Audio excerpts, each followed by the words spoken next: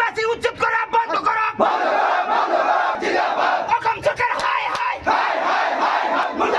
Hemanta Biswa Sarma go back. আপনার লোকে নিশ্চয় জানে ইতিমধ্যে গোয়ালপাড়া কোকরাঝাড় বঙ্গাইগাঁও যি উচ্ছেদ চলি আছে এই উচ্ছেদের বিৰোধিতাৰে আজি আমি পৰ্বতজোৰা জিলা সমিতি আমচুৰ ফালৰ পৰা দুগন্দিয়া অৱস্থান ধৰ্মঘট ইয়াতে মানে সাব্যস্ত কৰিছোঁ। আপোনালোকৰ জৰিয়তে এটাই কথা ক'ব খুজিছোঁ যে বিজেপি চৰকাৰে যি হিটলাৰী শাসন চলাই আছে অকল মুছলমান মানুহক যে বাছি বাছি উচ্ছেদ কৰি আছে সেইটোৰ দ্বাৰাই কি বুজাব খুজিছে হেমন্ত বিশ্ব শৰ্মা তথা বিজেপি চৰকাৰে। আজি আপোনালোকৰ জৰিয়তে আমি এটাই কথা ক'ব খুজিছোঁ অতি সোনকালে এই হিটলাৰী শাসন বন্ধ কৰক, নহ'লে ইয়াতকৈ ভয়াৱহ আন্দোলন আমি গঢ়ি তুলিম। আৰু যদি আমাৰ দাবী মানি নলয় আমি গোটাই অসম জুৰি আজি প্ৰতিবাদ হৈ আছে আৰু আমাৰ চেণ্ট্ৰেলৰ নিৰ্দেশ মৰ্মে ইয়াৰ পিছত কি আন্দোলন হয় নিশ্চয় আমি সকলোৱে মিলি পেলাই এই বিজেপি চৰকাৰৰ এগেইনষ্টত আমি আন্দোলন কৰিবলৈ বাধ্য হ'ম।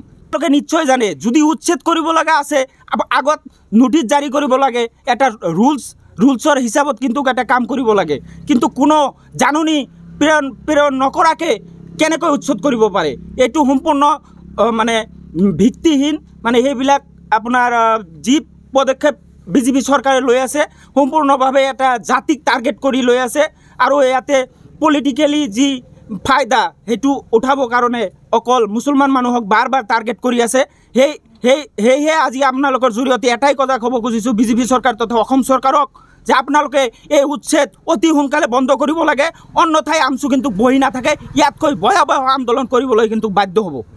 মানে অমানৱীয়ভাৱে মানে উচ্ছেদ চলাই আছে এই চৰকাৰ বিজেপি চৰকাৰখনে, কাৰণ এই অমানৱীয় উচ্ছেদ আমি কেতিয়াও মানি নলওঁ। আমি সেইকাৰণে আমি সৌদ অসম সংখ্যালঘু ছাত্ৰ ইউনিয়নে আমাৰ অল আছামতে এই প্ৰতিবাদ চলি আছে। আজি যেনেকুৱা আমাৰ পৰ্বতজোৰা জিলা সমিতিয়ে ইয়াতে আমি চাব ডিভিশ্যনত প্ৰগ্ৰাম কৰি আছোঁ আৰু অল অসমতে আমাৰ এই প্ৰগ্ৰাম চলি আছে। আৰু এই চৰকাৰৰ দিনত যেনেকৈ মানে এই উচ্ছেদ চলাই আছে, বাছি বাছি উচ্ছেদ চলাই আছে গোৱালপাৰা বঙাইগাঁও কোকৰাঝাৰ, এই উচ্ছেদ মানে এই চৰকাৰক দাবী জনাওঁ যে এই আগত সংস্থাপনৰ ব্যৱস্থা কৰক, তাৰপিছত উচ্ছেদ কৰক। এনেকৈ অমানৱীয় উচ্ছেদ আমি কেতিয়াও মানি নলওঁ, সেইকাৰণে আমি প্ৰতিবাদ সাব্যস্ত কৰিছোঁ।